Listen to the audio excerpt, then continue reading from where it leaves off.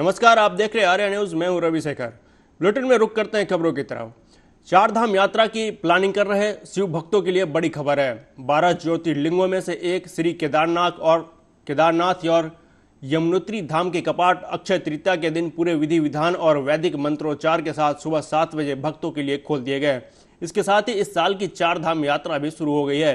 मंदिर समितियों के अनुसार गंगोत्री के कपाट दोपहर 12:20 पर खोले जाएंगे, जबकि बद्रीनाथ के कपाट 12 मई को सुबह 6 बजे खुलेंगे। मंदिर के कपाट खुलने के समय मुख्यमंत्री पुष्कर सिंह धामी अपनी पत्नी गीता धामी के साथ बाबा केदारनाथ के दर्शन के लिए उपस्थित रहे। वहीं केदारनाथ धाम के कपाट को 20 क्विंटल फूलों से सजाया गया। भोलेनाथ के पहले दर्शन के लिए सोनप्रयाग और गौरीकुंड के बड़े संख्या में श्रद्धालु उपस्थित रहे। कपाट खोलने के बाद मंदिर और दर्शन करने के लिए आए भक्तों पर हेलीकॉप्टर से फूल भी बरसाए गए।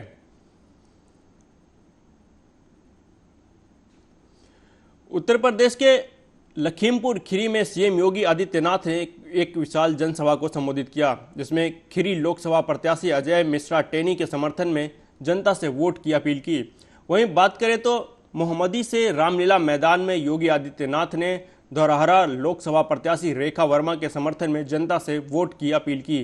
साथ ही मुख्यमंत्री योगी आदित्यनाथ ने सपा पर जमकर निशाना साधते हुए कहा कि समाजवादी पार्टी पहले नौजवानों की नौकरियों पर डकैती डालते थे और नौजवानों के हाथ में तमंचे पकड़वाते थे। सीएम योगी आदित्यनाथ ने समाजवादी पार्टी पर हमला बोलते हुए कहा कि आम जनता के लिए उनके पास कोई कार्य योजना नहीं है, लेकिन माफिया और अपराधी को अपने गले का हार बनाकर पूरे प्रदेश को अराजकता की आग में झोंकने के लिए तैयार रहते हैं। एक प्रकार की सत्ता प्राप्त करो, बांट करके देश का नुकसान करो। ये लोग जाति के नाम पर बांटेंगे, देश के अंदर तमाम प्रकार से लोग विस्मरण करने का काम करेंगे।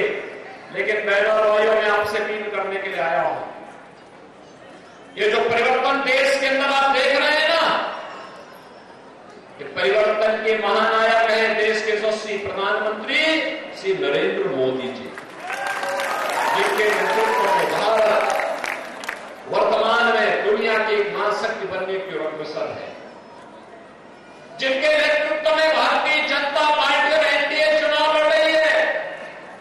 और इसीलिए मैं आपसे अपील करने के लिए आया हूं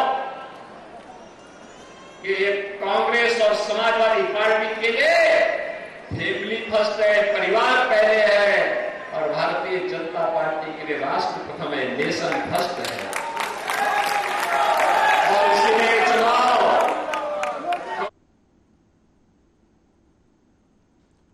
वहीं लखीमपुर खीरी पहुंचे सपा अध्यक्ष अखिलेश यादव ने कहा कि लखीमपुर की जनता इस बार थार चलाने वालों का हिसाब किताब करेगी। अखिलेश यादव ने कहा कि जो थार किसानों पर चढ़ी है, एक एक वोट से जनता उसका बदला लेगी और ऐसे सांसद को खारिज करेंगे। वहीं उन्होंने कोरोना वैक्सीन पर बात करते हुए कहा कि मैंने कभी वैक्सीन नहीं लगवाई, अब कंपनी अपनी वैक्सीन वापस ले रही है, लेकिन जिसके वैक्सीन लग गए उसको कैसे वापस निकालेंगे। लखीमपुर की जनता इस बार थार चलाने वालों का हिसाब किताब करेगी। थार जो किसानों पे चढ़ी है, एक एक वोट से उसका बदला लेगी। एक एक वो वोट डाल करके ऐसे सांसद को खारिज करेंगे, ऐसे सांसद को हटाने का काम करेंगे। जो लोग दिल्ली से आए वो कहते हैं बड़ा बना देंगे, क्या इतना बड़ा बना देंगे कि संविधान और कानून उनके लिए कुछ नहीं होगा? इस सरकार को जवाब देना चाहिए। पूर्व केंद्रीय मंत्री रविशंकर प्रसाद का कांग्रेस ओवरसीज के नेता सैम पित्रोदा के विवादित बयानों को लेकर प्रेस कॉन्फ्रेंस के दौरान जमकर बरसे। रविशंकर प्रसाद ने सैम पित्रोदा पर निशाना साधते हुए कहा कि सैम पित्रोदा ने भारत को शर्मसार किया और भारत को लेकर नस्लीय टिप्पणी की, लेकिन सोनिया गांधी, राहुल गांधी, कांग्रेस अध्यक्ष खड़गे और विपक्षी पार्टियों के तमाम नेता चुप हैं। उन्होंने कुछ नहीं कहा, बस चुपचाप सैम पित्रोदा का इस्तीफा कांग्रेस ने ले लिया। रविशंकर प्रसाद ने कहा कि सैम पित्रोदा के बयान का इंडिया गठबंधन के तमाम नेताओं का मौन समर्थन है। दुनिया का केरला में स्थापित हुआ, कुछ समझते हैं? जो पारसी आए थे ईरान से प्रताड़ित होकर, उनको शरण कहां मिली थी? गुजरात में ना, आपको मालूम, थोड़ा तथाकथित विद्वान सैम पित्रोदा को भारत का सांस्कृतिक इतिहास समझाने की कोशिश कर रहा है। कोई नई बात तो है नहीं। सुना है कांग्रेस के इक्का दुक्का नेता उनका समर्थन कर रहे हैं। राहुल गांधी हमेशा कह देते हैं कि भारत को भाजपा तोड़ती है। राहुल गांधी भाजपा को, देश को आपके विचार को और आपके विचार को प्रमोट करने वाले और आपको ट्रेन करने वाले तोड़ते हैं। याद है इन्होंने कहा था ना 84 में राइट की बात हुई थी, हुआ तो हुआ, राम मंदिर से रोटी मिलने वाली है क्या? ये इनका कमेंट, उनके सारे कमेंट आज है हमारे पास, सब बतला देंगे। लेकिन उनके इस तरह की शर्मनाक, भारत को बदनाम करने वाली टिप्पणी पर कि जो नेताओं की खामोशी बहुत बेचैन करने वाली है। इसका मतलब है मौन स्वीकृति लक्षणम में एक आपने शब्द सुना ना, बातें सुना, योर साइलेंस इज कॉन्स्पिकुअस। ये बहुत दुर्भाग्यपूर्ण है। भारतीय जनता पार्टी और एनडीए दोनों भारत की सांस्कृतिक एकता, भारत की भौगोलिक एकता के पक्षधर है। हम सभी मानते हैं कि उधर जन स्वराज पद यात्रा के सूत्रधार प्रशांत किशोर ने बिहार के मुख्यमंत्री नीतीश कुमार पर निशाना साधते हुए कहा कि यह स्पष्ट हो रही है कि नीतीश कुमार जाति की राजनीति करते हैं। उन्होंने कहा कि नीतीश कुमार दलितों और पिछड़ों की राजनीति करने का दावा करते हैं, वो उस समाज के सामने आ गया है। प्रशांत किशोर ने कहा कि जब आपको वोट का लाभ दिखता है तब आप गरीब, पिछड़ा और दलित सबको भूल जाते हैं। ये जो दलितों की राजनीति है वो सिर्फ अपने लाभ तक और ये अपने परिवार और वोट तक ही सीमित रह जाती है। प्रशांत किशोर ने कहा कि नीतीश कुमार ने राजनेता और प्रशासक के तौर पर पूरे रूप से सरेंडर कर दिया है। नीतीश कुमार की ये स्थिति हो गई है कि मैं मुख्यमंत्री बना रहूं, बाकी बिहार में जिसको जो करना है वो कर सकता है। वहीं लोकसभा चुनाव के बीच जेल में बंद बाहुबली नेता अनंत सिंह को मिली 15 दिनों की पेरोल पर बोलते हुए उन्होंने कहा कि नीतीश कुमार की ये स्थिति अनंत सिंह के पेरोल से नहीं हुई है। उससे पहले जब महागठबंधन की सरकार बनी थी उस समय से नीतीश कुमार इस तरह के फैसले ले रहे हैं। अंग्रेजी में एक वर्ड है capitulation, complete surrender. Nitish Kumar का complete capitulation as a chief minister and as a political leader, राजनीतिक नेता के तौर पर और प्रशासक के तौर पर नीतीश कुमार की छवि अब ये हो गई है, स्थिति ये हो गई है कि भाई मुझे मुख्यमंत्री बनाए रखो, जिसको जो करना है कर लो। और इसकी शुरुआत इस रिहाई से नहीं हुई है। तो ये जो जात की राजनीति करने वाले लोग हैं, दलित और पिछड़ों की राजनीति करने वाले हैं, ये उन समाज के लोगों को देखना चाहिए। उनके सामने ये बिल्कुल नंगे हो गए। दलितों और पिछड़ों के नाम पर राजनीति करने वालों की चिंता अपनी है, अपने परिवार की है, अपने वोट की है, न कि दलितों और वंचितों और पिछड़ों। उत्तर प्रदेश सरकार के राज्य मंत्री रजनी तिवारी अपने एक दिवसीय दौरे पर रायबरेली के सरेनी विधानसभा क्षेत्र के लालगंज पहुंची थी, जहां बीजेपी का बूथ कार्यकर्ता सम्मेलन कार्यक्रम आयोजित किया गया था, जिसमें हर मंडल के बूथ अध्यक्ष को बुलाया गया था। बैठक में लोकसभा चुनाव को लेकर रणनीति बनाई गई, जिसमें गांव-गांव जाकर लोगों को सरकार द्वारा चलाई जा रही महत्वाकांक्षी योजनाओं को लोगों तक पहुंचा सके। इस दौरान पत्रकारों से बातचीत करते हुए रजनी तिवारी ने कहा कि इस बार भारतीय जनता पार्टी का प्रत्याशी मैदान में खड़ा है और उसकी जीत इस बार सुनिश्चित है। रायबरेली लोकसभा में सरेनी विधानसभा के अंतर्गत हमारा बूथ सम्मेलन का कार्यक्रम था। ये हमारी पार्टी की संरचना है कि हम लोग बूथ सम्मेलन करते हैं, उसके बाद अन्य कार्यक्रम हो रहे हैं। तो आज ये बूथ सम्मेलन में हमारा आना यहाँ पे हुआ और यहाँ पे हमारे बड़ी संख्या में बूथ के कार्यकर्ता मौजूद थे। सब में एक उत्साह दिखाई दे रहा था, जोश दिखाई दे रहा था और संकल्प दिखाई दे रहा था मोदी जी को तीसरी बार प्रधानमंत्री बनाने का। तो हमें भी सबसे मिलने का अवसर मिला, अपनी बातें हमने कही, पार्टी की योजनाएं, नीतियों के बारे में हमने उनसे बात की और उनसे उनके बारे में पूछा कि वो क्या चाहते हैं और कैसे काम कर रहे हैं। तो बहुत ही हर्ष की बात यह है कि वो लोग दिनेश प्रताप जी को जिता करके मोदी जी को तीसरी बार प्रधानमंत्री बनाने का उन्होंने संकल्प लिया है। राष्ट्रपति भवन के दरबार हॉल में गुरुवार को पद्म अवार्ड दिए गए। यह पद्म अवार्ड वितरण का दूसरा हिस्सा था। इस दौरान राष्ट्रपति द्रौपदी मुर्मू ने 2 पद्म विभूषण, 9 पद्म भूषण और 56 पद्मश्री पुरस्कार प्रदान किए। इस मौके पर पीएम मोदी, गृह मंत्री अमित शाह और पुरस्कार विजेताओं के परिजन भी शामिल हुए। समारोह के बाद अमित शाह ने अपने घर पर डिनर होस्ट किया, जिसमें रामचरण तेज, चिरंजीवी, वैजंती माला समेत पद्म पुरस्कार विजेता शामिल हुए। बता दें कि सर्वोच्च नागरिक पुरस्कारों में शुमार पद्म पुरस्कार 3 कैटेगरी में दिए जाते हैं: पद्म विभूषण, पद्म भूषण और पद्मश्री। पद्म विभूषण असाधारण और विशिष्ट सेवा के लिए, पद्म भूषण विशिष्ट सेवा के लिए और पद्मश्री किसी भी क्षेत्र में विशिष्ट सेवा के लिए दिया जाता है। पद्म अवार्ड का ऐलान हर साल गणतंत्र दिवस पर किया जाता है। उत्तर प्रदेश के मुख्य निर्वाचन अधिकारी नवदीप रिनवा ने नवीन मंडी समिति पहुंचकर आगरा लोकसभा के प्रत्याशियों और प्रतिनिधियों के उपस्थिति में स्ट्रांग रूम तथा ईवीएम की सुरक्षा व्यवस्था का जायजा लिया। मुख्य निर्वाचन अधिकारी विधानसभावार स्ट्रांग रूम का निरीक्षण किया और सीसीटीवी कैमरे के बारे में सुरक्षा व्यवस्था में लगे सुरक्षा बलों की जानकारी ली। उन्होंने नवीन मंडी परिसर में लगाए गए सीसीटीवी कंट्रोल रूम का निरीक्षण कर सभी सीसीटीवी की लाइव पोजीशन चेक करके देखी। वहीं नवीन मंडी परिसर का साइड प्लान देखकर दिशा निर्देश भी दिए।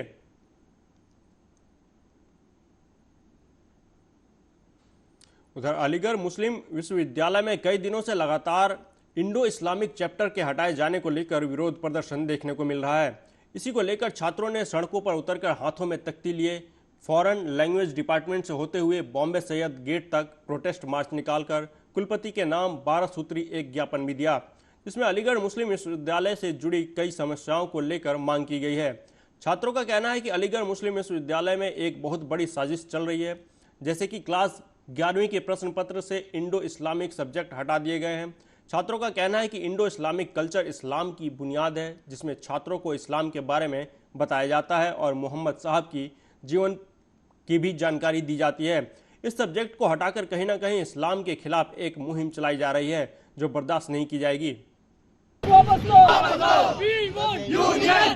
पहली बात तो ये बहुत लंबे से लंबित है स्टूडेंट यूनियन का मामला। स्टूडेंट यूनियन अभी तक नहीं बनी है, क्योंकि स्टूडेंट यूनियन बन जाएगी तो कहीं ना कहीं अब स्टूडेंट अपने मुद्दे उठाएगा और वो इनको गवारा नहीं है। पूरी डिक्टेटरशिप चल रही है, बहुत लंबा एक अरसा टाइम बीत गया है। मैं चाहता हूँ कि जल्द से जल्द डेट अनाउंस हो, जिससे कि स्टूडेंट का जो है काम नहीं हो रहे हैं वो बहुत तेजी आएगी इंशाल्लाह। सब्जेक्ट को लेके आपने क्या इंडो इस्लामिक सब्जेक्ट जो इन्होंने हटाया वो गलत तरीके से हटाया। अगर इन्होंने हटाया तो उसका एक्सप्लेन करें क्यों हटाया, क्योंकि बात क्लियर होना चाहिए। और पहले क्या होता था, कोई चीज होती थी तो नोटिस दिया जाता था डोर बाई डोर, जिससे लोगों को पता चले हमने इसलिए हटाया।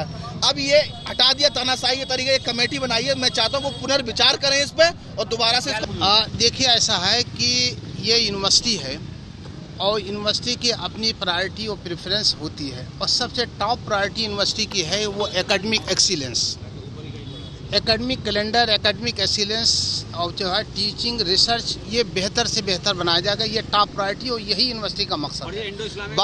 बाकी जो सारी चीज़ें हैं वो उसके हिस्से हैं, लिहाजा सारी चीज़ों को प्रायोरिटी के हिसाब से यूनिवर्सिटी कर रही है और करती आई है और करेगी। देखिए ऐसा है, वाइस चांसलर की प्राथमिकता ये है कि यूनिवर्सिटी नंबर 1 की यूनिवर्सिटी बने एकेडमिक पॉइंट ऑफ व्यू से, और उसको बनाने के लिए जिन जिन भी चीज़ों की ज़रूरत पड़ेगी लॉ एंड ऑर्डर को अब बेहतर बनाने।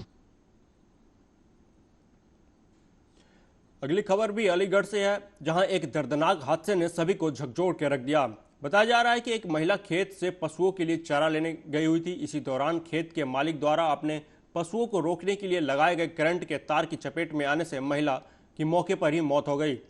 जब महिला का देवर और उसके बच्चे महिला को ढूंढने के लिए निकले तो महिला के कुछ कपड़े करंट के तार में फंसे हुए नजर आए, जिसको महिला के देवर ने निकालने का प्रयास किया तो महिला का देवर भी करंट की चपेट में आ गया, जिससे उसकी हालत गंभीर होने पर अस्पताल में भर्ती कराया गया, जहां डॉक्टरों ने उसे मृत घोषित कर दिया।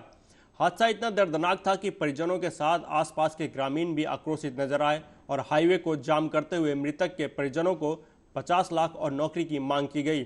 साथ ही हाईवे पर ग्रामीणों ने तोड़फोड़ करने की भी बात कही। मौके पर पहुंची कई थानों की पुलिस और एसपी सिटी के द्वारा मोर्चा संभाला गया, तब कहीं जाकर हालात काबू में आए। परिजनों को समझाने के बाद एसपी सिटी के द्वारा जांच के बाद कार्रवाई का आश्वासन दिया गया है।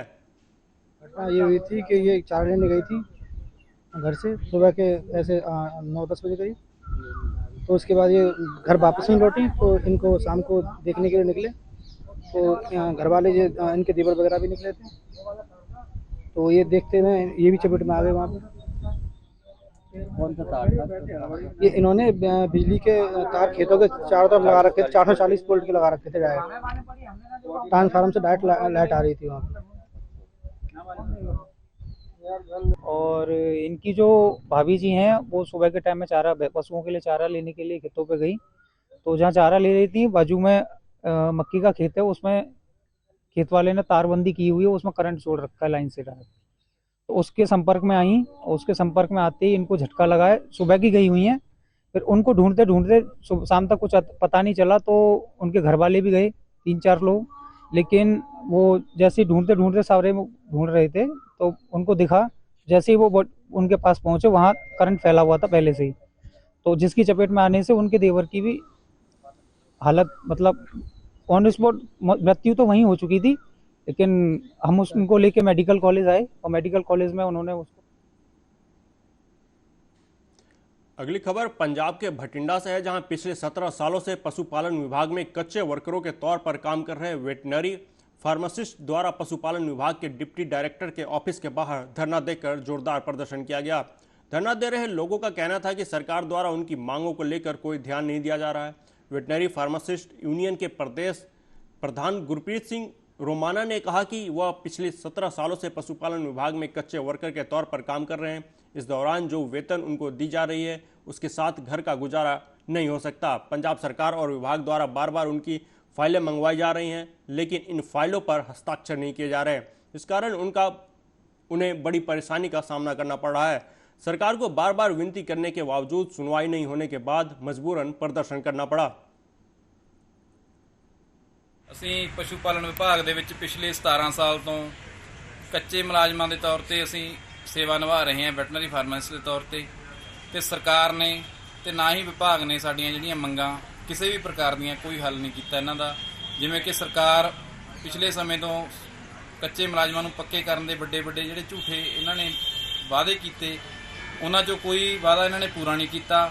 ਇੱਥੋਂ ਤੱਕ ਕਿ ਸਾਡੇ ਨਾਲ ਸਹਿਮਤੀ ਬਣੀ ਸਾਡੀ ਤਨਖਾਹ ਵਾਧੇ ਦੀ। मध्य प्रदेश के शिवपुरी के गरीब किसान के बेटे शैलेंद्र धाकर ने एक ऑटो कट स्टार्ट मशीन बनाई है, जिसका काम घरों की छत पर रखी जाने वाली पानी की टंकियों के लिए है। इसका मुख्य काम पानी की टंकी भर जाने पर मोटर को ऑटोमेटिक बंद करना और टंकी खाली हो जाने पर मोटर को दोबारा ऑटोमेटिक चालू कर देना है। इस ऑटो कट स्टार्ट का फायदा यह है कि टंकी ओवरफ्लो होने से पहले ही मोटर को बंद कर देगा, जिससे पानी बर्बाद होने से बचेगा और ना ही आपको बार बार देखने के लिए जाना पड़ेगा कि टंकी कितनी भर गई है। ये ऑटो कट स्टार्टर है। इसका काम जो अपनी छतों पर जो पानी की टंकियाँ होती हैं जो घरों की छतों पर, उसके लिए है। जैसे कि टंकी में पानी भर जाने पर ये मोटर को बंद कर देता है और टंकी में पानी खाली हो जाने पर ये मोटर को तुरंत चालू कर देता है। इससे फ़ायदा ये है कि पहले तो अपने ओवरफ्लो होने से पहले तो पानी को बंद कर देता है मोटर को, तो पानी ओवरफ्लो के वेस्टेज नहीं फैलेगा। और दूसरी बात, अपना जो टुल्लू पंप द्वारा जो बिजली जो खपत होती है उसकी भी इससे बचत है, क्योंकि फालतू बिजली भी नहीं जाएगी, इससे बर्बाद होगी। और ऐसे कि आपकी जो मान के चलो कि 3-3, 4-4 मंजिल बिल्डिंग बनी हुई है, टुल्लू पंप नीचे चलता है सेफ्टी टैंक से, तो भाभी ऊपर देखने के लिए बार बार नहीं जाना कि ये कहीं टंकी तो नहीं भर गई, तो उसके लिए बहुत ही फायदेमंद है ये। फिलहाल इस बुलेटिन में अभी तक के लिए इतना ही। देश दुनिया की तमाम खबरों के लिए देखते रहिए आर्या न्यूज़। नमस्कार।